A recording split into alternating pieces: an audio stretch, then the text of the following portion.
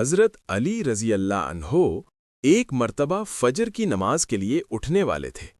شیطان آیا اور اس نے حضرت علی کو جگا دیا۔ حضرت علی حیران ہوئے اور فرمایا، شیطان، تو انسان کو نیکی سے روکتا ہے، آج مجھے نماز کے لیے کیوں جگایا؟ شیطان نے جواب دیا، اے علی، مجھے معلوم تھا اگر آپ کی فجر کی نماز قضا ہو جاتی تو آپ اتنا روتے، اتنی توبہ کرتے کہ اللہ تعالیٰ آپ کو اس سے بھی زیادہ بلند مقام عطا فرما دیتا۔ میں نہیں چاہتا تھا کہ آپ کو وہ بلند مقام ملے۔ حضرت علی رضی اللہ تعالیٰ عنہ مسکرا دیے اور فرمایا، اے شیطان، تیری چالیں کبھی کامیاب نہیں ہو سکتیں۔